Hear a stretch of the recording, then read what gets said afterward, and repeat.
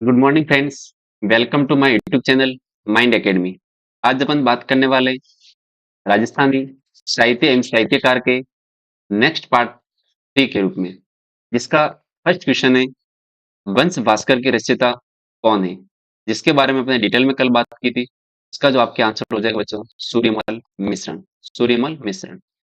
आपको मैंने क्या बताया था कि जो सूर्य होता है और उसका जो पर्यायवाची शब्द भास्कर होता है, तो इसको दोनों को मैंने लिंक करके आपको ये सारी बात बताई थी। ठीक है, इसी के साथ अपन नेक्स्ट क्वेश्चन देखते हैं। चलो इसमें डिटेल में देर का इसको देख लेते हैं। सूर्यमल मिश्रण का रचित वंश भास्कर नामक पिंगल काव्य। देखो बच्चों, पिंगल था वो अपने पूर्वी राजस्थान का है और डिंगल किसका है? पश्चिमी राजस्थान का है।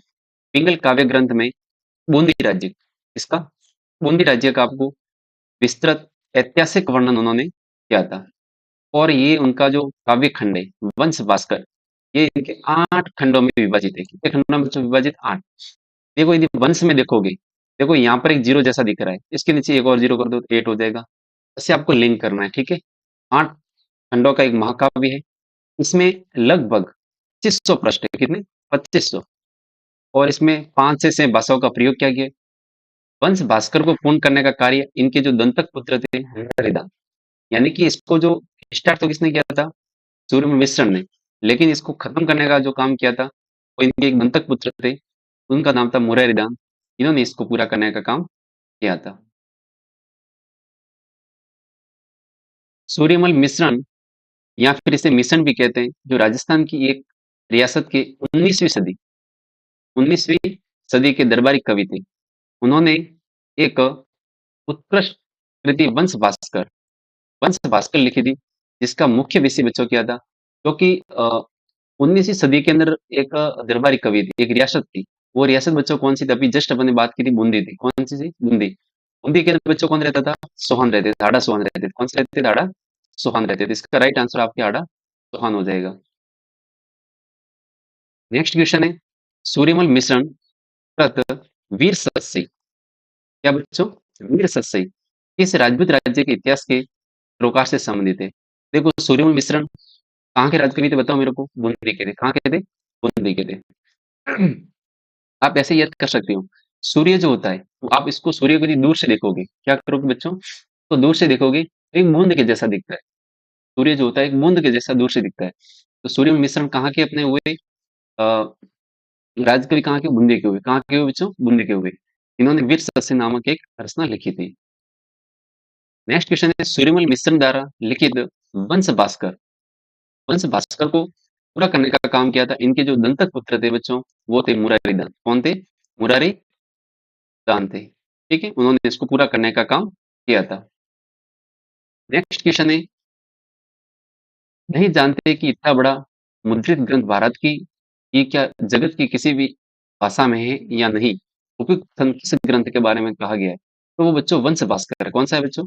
वंश भास्कर है। इसके बारे में कहा गया कि ये इतना बड़ा है, इससे ज्यादा कोई बड़ा हो ही नहीं सकता। ऐसा जो कथन है वो अपने वंश भास्कर के बारे में का, जो सूर्यमल मिश्रण का था। निम्न में से किस राजपूत शासक द्वारा नेहतरंग, कौन सा बच्चों? नेहतरंग, इसकी जो रचना की थी, नेहतरंग की रचना करने वाले कौन थे? देखो, ये राजा सावन सिंह है, जो नागरीदास थे। ये तो आपको सबको पता होगा। ये जो अपने किशनगंज शैली है, चित्र शैली, उससे संबंधित इनका संबंध है। इन्होंने वहां पर ऐसी कोई रचना नहीं की थी। महाराज जसवंत सिंह जोधपुर के शासक, महाराजा राय सिंह अपने बीकानेर के शासक, ठीक है, जो अपने पृथ्वीराज राठौड़ के क्या थे? भाई थे। ठीक है, और अपने ये राव, इसका राइट आंसर आपके बच्चे हो जाएगा राव बुद्ध सिंह। क्या हो जाएगा बच्चे? राव बुद्ध सिंह इसका राइट आंसर हो जाएगा। ठीक है ना, इन्होंने नेह तरंग की रचना की थी। यानी कि जो व्यक्ति बुद्धिमान होता है, आप इसको ऐसे याद कर सकते हो, जो व्यक्ति क्या होता है? बुद्धिमान होता है। उसका जो माइंड होता है ना, वो है ना, तरंग के जैसे चलता है। अपन कहते हैं ना, इसका माइंड तो बहुत चल रहा है। तो जैसे अपने जो तरंग होती है ना, वो भी बहुत फास्ट चलती है। आप इसको ऐसे लिंक करके इसको यहाँ से आप याद इसको कर सकते हो। महाराजा बुद्ध सिंह, ठीक है। बूंदी के जो क्या थे ये? बूंदी के नरेश राव और राजा अनिरुद्दीन सिंह के पुत्र महाराव राजा बुद्ध सिंह ने, यानी कि जो ये बुद्ध सिंह थे, ये पुत्र किसके थे? अनिरुद्दीन सिंह के पुत्र थे। कहाँ के थे? ये बूंदी के थे। देखो, बुद्ध में भी क्या आ रहा है? बुंदी आ रहा है, इसमें भी बुंदी आ रहा है। इसको आप ऐसे लिंक कर सकते हो। नेत्रंग नामक रीति ग्रंथ, ये बच्चों एक प्रकार का क्या रीति ग्रंथ था, ठीक है ना? इसकी भाषा कौन सी थी? ब्रज भाषा में इसको लिखा गया था। ये थोड़ा आपको याद रखना है। निम्न में से किसने राजस्थान म्यूजियम के क्यूरेटर यानी अध्यक्ष पद पर 30 वर्ष के लगभग सेवा देने का जो काम किया था, वो बच्चों कौन थे बताओ? आप देखो यहाँ से मुंशी देवी प्रसाद है, कवि राजा श्यामल दास है, कर्नल जेम्स टॉड है या गौरी शंकर हीराचंद ओझा है। तो ये अपने गौरी शंकर हीराचंद ओझा, ये इन्होंने राजस्थान में जो अपने राजस्थान म्यूजियम है, वहां पर अध्यक्ष पद पर लगभग 30 वर्ष तक इन्होंने सेवा दी थी। देखो इनके बारे में देख लेते हैं। पंडित गौरी शंकर हीराचंद ओझा 1863 से 1947 तक, ठीक है। इनका जन्म बच्चों कहाँ होता है? सिरोही में होता है। इनका जन्म कहाँ होता है? सिरोही का एक क्षेत्र है रोहिड़ा ग्राम। सिरोही का एक क्षेत्र है रोहिड़ा ग्राम, वहां पर इनका जन्म 14 सितंबर 1863 को इनका जन्म होता है। और ये भारतीय इतिहास साहित्य के पुरोधा इतिहासकार है। पुरोधा इतिहासकार है। पुरोधा इम्पोर्टेंट है कि किस इतिहासकार को पुरोधा इतिहासकार के रूप में जाना जाता है, तो अपने गौरी शंकर हीराचंद ओझा है। इन्होंने हिंदी में सर्वप्रथम भारतीय, ये तो बहुत इंपॉर्टेंट है, भारतीय लिपि का शास्त्र लेखन किया, जिसे अपन प्राचीन लिपि माला या फिर राजपूताना का इतिहास के रूप में जाना जाता है। और अपना नाम इन्होंने गिनीज वर्ल्ड बुक में रिकॉर्ड किया। लॉर्ड कर्जन के संपर्क में आने पर जो गौरी शंकर हीराचंद ओझा जी की विद्वता से प्रभावित होकर कर्नल जेम्स टॉड ने इन्हें अजमेर के अंदर, कहाँ पर बच्चों? अजमेर के अंदर इन्हें म्यूजियम का जो क्या बना दिया? अध्यक्ष बना दिया गया था। सर्वप्रथम इनका 1911 में सिरोही राज्य के थे, क्योंकि ये प्रॉपर कहाँ के थे बच्चों? सिरोही के थे। कहाँ के थे? सिरोही के थे। इसलिए इन्होंने सबसे पहले सिरोही का इतिहास लिखने का काम इन्होंने किया था। भारत की ब्रिटिश सरकार ने इन्हें महोपाध्याय की उपाधि दी। इन्होंने राजस्थान के इतिहास के अलावा नैनसिरी जो ख्यात है, कौन सी ख्यात बच्चों? नैनसिरी जो ख्यात है, नैनसिरी ख्यात का संपादन और कर्नल जेम्स टॉड की annuls and antiquity of Rajasthan या राजपुताना की त्रुटियों का परिशोधन करके हिंदी में इन्होंने अनुवाद किया। और इन्हें राजस्थान का क्या कहते हैं बच्चों? ग्रीवन कहते हैं। राजस्थान का ग्रीवन, यहाँ से क्वेश्चन बन सकता है कि किसे राजस्थान के ग्रीवन के रूप में जाना जाता है इतिहासकार, तो अपने कौन थे? साहित्यकार कौन थे बच्चों? डॉक्टर गौरीशंकर हीराचंद ओझा। ये तो बहुत इंपॉर्टेंट क्वेश्चन है, बहुत बार एग्जाम पूछा गया है। भारतीय प्राचीन लिपि माला के लेखक कौन थे? तो देख, गोपीनाथ शर्मा, मथुरालाल शर्मा, डॉक्टर गौरीशंकर हीराचंद ओझा। तो इसका राइट आंसर हो जाएगा गौरीशंकर हीराचंद ओझा, जो अपने भारतीय प्राचीन लिपि माला के क्या थे? लेखक थे। ये तो आपको याद रखना ही है। निम्न में से कौन राजस्थानी काव्य भरतेश्वर बाहुबली, भरतेश्वर क्या होता है? बाहुबली घोर के रचयिता थे। तो देखो, इसके जो रचयिता हो जाएंगे आपके ब्रजसेन सूरी हो जाएंगे। ब्रजसेन क्या हो जाएंगे? सूरी हो जाएंगे। राजस्थानी भाषा में लिखित सबसे प्राचीन कौन सा था बच्चों? ये सबसे प्राचीन जैन ग्रंथ ब्रजसेन सूरी का भरतेश्वर बाहुबली घोर है। यानी कि सबसे अपने प्राचीन आपको जैन ग्रंथ देखने को मिलता है, वो कौन है? भरतेश्वर बाहुबली घोर। भरतेश्वर बाहुबली एक अपने रास भी है। कौन सा? भरतेश्वर बाहुबली रास। ये अपने किसने लिखा था? साली भद्रसूरी के द्वारा। साली भद्रसूरी ने इसको लिखने का काम किया था। तो यहाँ से आपको देखना है, एक तो रास है, ठीक है ना? अब देखो, किसी के साथ आप यदि क्या करते हो? भद्रता करते हो, मतलब किसी के साथ यदि कोई आप का व्यवहार करते हो, ठीक है ना? कोई शालीन व्यक्ति है, उसके साथ आप क्या कर रहे हो? भद्रता का व्यवहार कर रहे हो, तो उसको रास नहीं आता, उसको रास नहीं आता है, ठीक है? तो भरतेश्वर बाहुबली रास, यानी कि जो अपना भारत देश है, इस भारत देश के साथ यदि कोई भद्रता करता है, तो उसको कभी रास नहीं आता।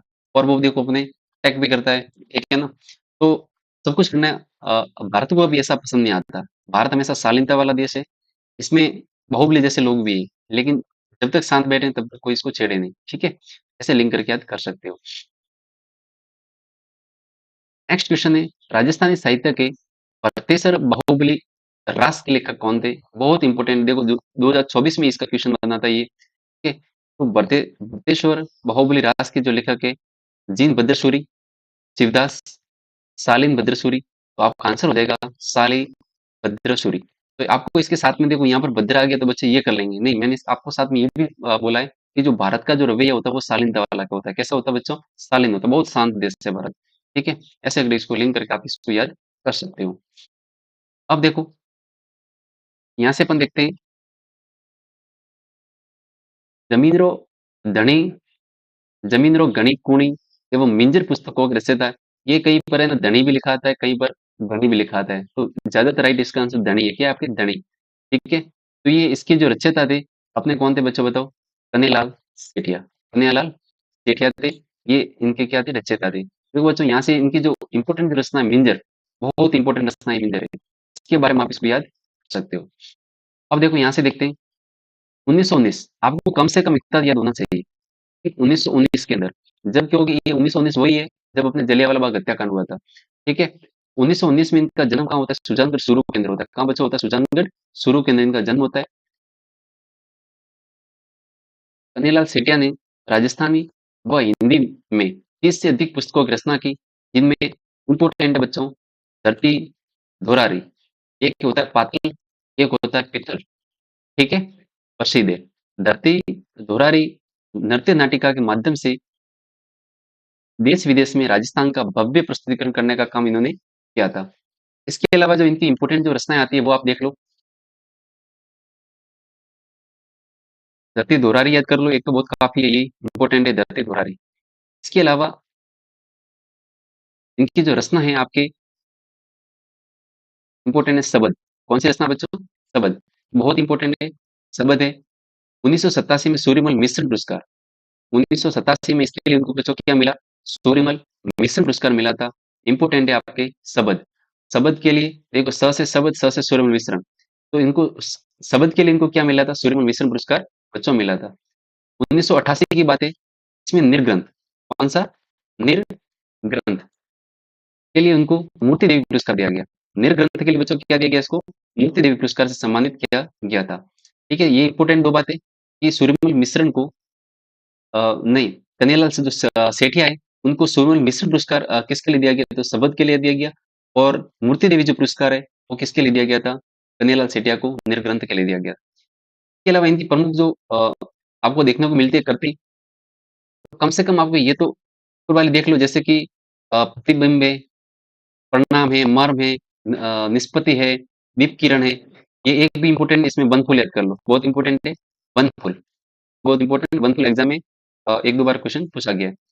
अपने राजस्थानी जैसे कि मिंजर है, इनकी बहुत इंपॉर्टेंट रचनाएँ, शबद है, सतवाणी है, कू है, अघोरी काल है, मायाड्रो हेलो है, गल गगिया। ये बच्चों एक बार क्वेश्चन पूछा गया है, गल गगिया। फिर लिल टांस, बहुत इंपॉर्टेंट है लिल टांस। ये किसकी रचना है? कन्हैयालाल सेठिया की। ठीक है ना? नेक्स्ट आपके आता है, क्वेश्चन आता है धरती धोरारी। ये आपकी रचना आपको देखने को बच्चों मिलती है, कन्हैयालाल सेठिया जी की रचना है। सेठिया कहाँ के थे बताओ कमेंट बॉक्स में मेरे को। तो जो ये कन्हैयालाल सेठिया अपने सुजानगढ़ शुरू के थे, तो थोड़ा आपको याद रखना है इसको साथ-साथ में। 1-2 बार रिवीजन होगा, आपको याद हो जाएगा। लिल टांस, कौन सी रचना बच्चों? लिल टांस। तो इसके रचयिता कौन थे? कन्हैयालाल सेठिया। ये वाला फर्स्ट ऑप्शन नहीं, कन्हैयालाल सेठिया इसका आंसर होगा। ठीक है? ये तो आपको एग्जाम में देखना है इंपॉर्टेंटली। पीछे सेठिया होना चाहिए देखो। कन्हैयालाल क्या होना चाहिए? सेठिया होना चाहिए। क्या होना चाहिए? कन्हैयालाल सेठिया। ठीक है ना? 1987 का सूर्यमल मिश्रण पुरस्कार कन्हैयालाल सेठिया को किस साहित्य रचना के लिए दिया गया? अब देखो यहाँ से लिलटास के लिए, निर्ग्रंथ के लिए, धरती धोरा के लिए, शबद के लिए। तो मैंने बोला था 1987 में कन्हैयालाल सेठिया को जो सूर्य मिश्रण पुरस्कार दिया गया था, देखो स से सूर्य और स से शबद, क्योंकि सूर्य के लिए कोई शब्द नहीं है अपने पास में। सूर्य के लिए अपने पास में कोई बच्चों शब्द नहीं होता, क्योंकि वो इतना तेज होता है, उसके लिए अपन कोई शब्द नहीं होते। ठीक है ना? तो जब इतना तेज भागता है कोई लड़का, तो अपन बोलते हैं ले भाई, इसके लिए तो मेरे पास कोई शब्द नहीं है इसको बोलने के लिए। अब देखो एक अपने इसमें निर्ग्रंथ दे रखा है। तो निर्ग्रंथ के लिए जो पुरस्कार दिया गया था वो दिया गया था 1988 के अंदर मूर्ति देवी पुरस्कार। बच्चों कौन सा? मूर्ति देवी पुरस्कार। श्री राजस्थानी कविता पत्थल और पित्तल के रचयिता कौन थे? केसरी सिंह बाराट, चंद्र प्रकाश देवल। इसका राइट आंसर आपका हो जाएगा बच्चों कन्हैयालाल सेठिया। ये भी थोड़ा ट्रेंड चल गया बच्चों, देखो इस क्वेश्चन के अंदर भी मेरे हिसाब से ये भी क्वेश्चन 2024 का ही होगा। ठीक है? अब देखो यहाँ पर क्या है, कन्हैयालाल सहल है, ये वाला नहीं है, कन्हैयालाल सेठिया इसका राइट आंसर होगा। कन्हैयालाल सेठिया की कृति है धरती धोरारी, रामू, कनाणा, गंगा लहरी और गंगा जी दोहा। इसका राइट आंसर हो जाएगा बच्चों धरती दोहरारी। ठीक है, अब मेरे को आपको बताना है कि गंगा लहरी किसकी रचना है। कमेंट बॉक्स में आप बताओ मेरे को। ठीक है ना, ये तो आपको पता ही होना चाहिए, इसके बारे में मैंने डिटेल में आपको बताया अभी था। और इनकी एक रचना और है, वैली किशन रुक्मणीरी। ये आपको हिंट दे देता हूँ, उसके साथ में अपन ने पढ़ा था गंगा लहरी। ठीक है, पद्मावत किसके द्वारा लिखी गई थी? तो पद्मावत है बच्चों मलिक मोहम्मद जैसी, मलिक मोहम्मद जैसी के द्वारा लिखी गई थी। कब लिखी गई थी? 1543 में लिखी गई थी। एक महाकाव्य है जो अलाउद्दीन खिलजी और अपने मेवाड़ के शासक रावल रतन सिंह के बीच में, जब अपने यहाँ पर 1303 के अंदर इसने क्या किया था? अटैक किया था। 1303 में क्या किया था? अटैक किया था। इसके बारे में इसके बारे में आपको पूरा विवरण इसमें देखने को मिलता है। कौन से ग्रंथ में? पद्मावत ग्रंथ में। अलाउद्दीन खिलजी को एक क्या कहते हैं? एक 47 लेके आया था और उन्होंने यहाँ पर अटैक कर दिया था। ठीक है ना? मलिक मोहम्मद जायसी ने पद्मावत नामक महाकाव्य की रचना कब की थी? तो देखो, एक क्वेश्चन बन गया। अब देखो यहाँ पे 1543 है, लेकिन इसके आसपास का ही इसने बोर्ड ने आंसर माना था 1540। ठीक है, 1540 के आसपास देखो लिखा भी है, लेकिन हकीकत इसकी डेट कितनी है? 1543। आपको 1543 ही है, इसको याद, डेट को याद करनी है। नेक्स्ट क्वेश्चन है आपके लिए, कानड़ प्रबंध। कानड़ प्रबंध, इसके जो रचयिता थे आपके कौन थे बच्चों बताओ? पद्मनाभ। कौन से थे? पद्मनाभ।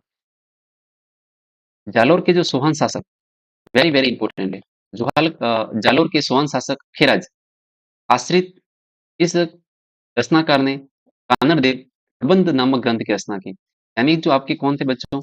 पद्मनाभ थे। जालोर के सोहन शासक के क्या थे? आश्रित थे। किसके? अखिराज के। किसके? अखिराज के। वीर रस, ये थोड़ा याद रखो कि जो ये लिखा गया है कन्नड़ के प्रबंध, तो ये अपने वीर रस की प्रधानता है। इसमें किसकी प्रधानता है? वीर रस की प्रधानता है।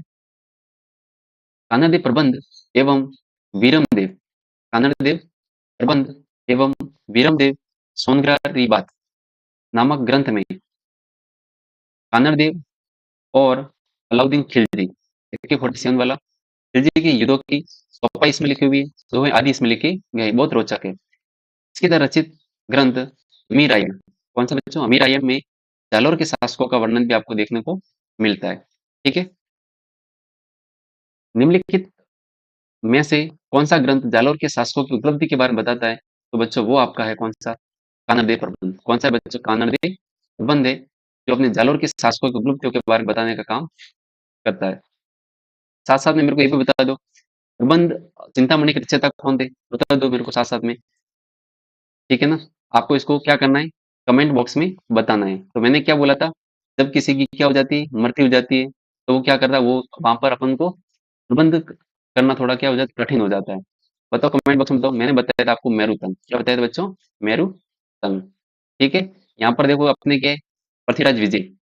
विजय किस में आता है बच्चों? जैनाक में आता है। किस में आता है? जैनाक में आता है। जैसे अमीर महाकाव्य, मैंने क्या बोला था? आपके जो नयन होने चाहिए वो महान होने चाहिए, तो नयन चंद्र सूर्य हो जाएगा। तो ऐसे करके आप इसको याद कर सकते हो। आपको भी साथ साथ में हमेशा इसको देखना है कि जो और भी ऑप्शन है उसको अपन कैसे डिटेल में देखते हैं, वो भी आपको ध्यान देना है साथ साथ में। निम्न में से कौन सी जो रचना है वो कानड़ देव और अलाउद्दीन खिलजी के आपसी संबंधों की जानकारी देता है? तो वो अपने वीरमदेव सोनग्रारी बात, वीरमदेव सोनग्रारी बात। ठीक है, क्योंकि वीरमदेव जो सोनग्रा है वो जालोर के सोहन शासक थे। कौन थे? जालोर के सोहन शासक थे। अब सर चलो ठीक है, साथ में बता दो, एकलिंग महात्म्य, ये अपने महाराणा कुंभा के द्वारा रचित था। और बच्चों बताओ ये कौन सी भाषा में लिखा था? वेरी वेरी इंपॉर्टेंट है। ये बच्चों संस्कृत भाषा में लिखा गया था। कौन सी भाषा में लिखा गया था? एकलिंग महात्म्य। ये जो एकलिंग जो महात्म्य वाला है, ये आपकी संस्कृत भाषा में लिखा गया था। ठीक है, थोड़ा आपको मैं वापस रिविजन करवा देता हूँ। नेक्स्ट क्वेश्चन है आपके अमीरायण के रचयिता कौन थे? फर्स्ट ऑप्शन है पद्मनाभ, जेना, चंद्रबरदाई, नरपति नाहला। ठीक है, इसका राइट आंसर हो जाएगा बच्चों आपके पद्मनाभ। क्या हो जाएगा? अमीरायण के जो रचयिता थे वो अपने बच्चों कौन थे? पद्मनाभ थे। अब देखो, जैनक ने किसकी रचना की थी? आपको जस्ट बताया अभी, ये वाला रिपीट मैं नहीं करूंगा। चंद्रबरदाई, ये भी बता दिया आपको। नरपति नाहला, नरपति नाहला इसकी रचयिता उन्होंने जो रचना की थी वो किसकी की थी बिसलदेव रासो की। किसकी की थी? बिसलदेव रासो की। नर कितने थे बच्चों? 20 थे। नर कितने थे? 20 थे। नेक्स्ट क्वेश्चन है आपके जय सिंह सूरी। जय सिंह सूरी। जय सिंह सूरी के रचयिता कौन थे बच्चों बताओ? अमीर मनमर्दन। आपका राइट आंसर हो जाएगा अमीर मनमर्दन। जय सिंह सूरी के लेखक कौन थे? अमीर मनमर्दन थे। ठीक है, ये आपको याद रखना है। और देखो आपके अमीर महाकाव्य के जो रचनाकार थे वो कौन से? अभी मैंने बताया आपको अमीर रासो की। आपको भी याद रखना है। ठीक है। जय सिंह सूरी। जय सिंह सूरी ने एक जो रचना लिखी थी वो आपको याद रखना है। जय सिंह सूरी। जय सिंह सूरी। जय सिंह सूरी द्वारा रचित अमीर मद मर्दन में जैत्र सिंह कौन थे बच्चों? जैत्र सिंह और अपने इल्तुतमिश। जैत्र सिंह और इल्तुतमिश के मध्य कौन सा बच्चों युद्ध हुआ था? भुतला का युद्ध। कौन सा हुआ था बच्चों? भुतला का युद्ध हुआ था। भुतला के युद्ध। और ये युद्ध कहाँ पे हुआ था? उदयपुर में हुआ था। कहाँ बच्चों हुआ था? उदयपुर में हुआ था। इसमें अपने जैत्र सिंह की क्या हुई थी? विजय हुई थी। जैत्र सिंह की क्या हुई थी? विजय हुई थी। लेकिन इसमें है ना मेवाड़ को नुकसान बहुत पहुंचा था। जो युद्ध हुआ था ये भुतला का युद्ध, इसमें मेवाड़ को लॉस बहुत हुआ था। ठीक है बच्चों। नेक्स्ट क्वेश्चन है अमीर मनमर्दन नामक साहित्य कृति के लेखक कौन थे? अभी जस्ट पढ़ा हमने जय सिंह सूरी। कौन थे बच्चों? जय सिंह सूरी थे। नेक्स्ट क्वेश्चन है वीर विनोद मुख्यतः किस राज्य के इतिहास है? ये तो बहुत इंपॉर्टेंट है वीर विनोद। ये इतिहास बताता है मेवाड़ का उदयपुर के बारे में पूरा डिटेल में बताया जाता है। अब देखो इसमें देखते हैं आपके कविराज श्यामल दास दत्तीवाड़िया। कवि राजा श्यामल दास दत्तीवाड़िया द्वारा रचित 1871 ईस्वी में वीर विनोद नामक ग्रंथ उदयपुर राज्य के इतिहास का वर्णन करता है। इसमें देखो इसका जो प्रसिद्ध ग्रंथ वीर विनोद 5 बड़ी जिल्दों में क्या है आपके ये उपलब्ध है। ठीक है, ये आप सारी बातें देख लेना, इतना कोई इंपोर्टेंट नहीं है। 5 बड़ी जिल्द है, आपको इतना याद रखना है, दूसरा कुछ भी याद करने की जरूरत नहीं है।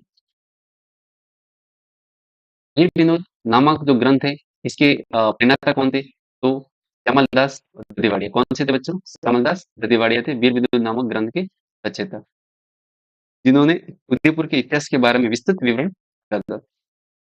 देख लेते हैं श्यामल दास जी थे। इनका जन्म कहाँ होता है बच्चों? सापुरा जिला भीलवाड़ा में। सापुरा जिला कहाँ पर होता है बच्चों? भीलवाड़ा में होता है। ठीक है, इस बात को आपको ध्यान रखना है। गाँव का नाम कोई पूछ ले, गोकलिया गाँव। कौन सा बच्चों? गोकलिया गाँव इंपोर्टेंट था। और श्यामल दास जी थे, ये अपने मेवाड़ के महाराणा सज्जन सिंह। मेवाड़ के महाराणा बच्चों कौन थे? सज्जन सिंह के आश्रित कवि थे। सज्जन सिंह के क्या थे? आश्रित कवि थे। ने मेवाड़ के तात्कालिक महाराणा शंभू सिंह के आदेश पर मेवाड़ के तात्कालिक महाराणा शंभू सिंह के आदेश पर उन्होंने इतिहास लिखना शुरू किया, जो लगभग 21 वर्ष के निरंतर परिश्रम के बाद क्या तैयार हुआ था। इस ग्रंथ पर कविराज श्यामल दास को ब्रिटिश सरकार द्वारा केसर हिंद, यानी कि अंग्रेजों ने उनको, यानी कि ब्रिटिश सरकार ने उनको केसर हिंद की उपाधि दी थी। किसके लिए दी थी बच्चों बताओ? अपने वीर विनोद ग्रंथ के लिए। मेवाड़ के Maharana Sajjan Singh, very very important है। मेवाड़ के जो महाराणा जो सज्जन सिंह थे, इन्होंने उनको इसकी उपाधि दी थी कविराज की। बहुत इंपॉर्टेंट है। ठीक है ना। और ये तो इंपॉर्टेंट इतना नहीं है, महा महोपाध्याय महामहोपाध्याय इसकी उपाधि से विभूषित किया गया था। तो इतना इतना इंपॉर्टेंट नहीं, आपको ये याद रखना है कि कविराज श्यामल दास ददीवाड़िया को कविराज की जो उपाधि दी थी वो मेवाड़ के महाराणा सज्जन सिंह ने दी। लेकिन एक इंपॉर्टेंट यहाँ से क्वेश्चन बन सकता है कि किसके आदेश पर इन्होंने ये लिखना स्टार्ट किया था?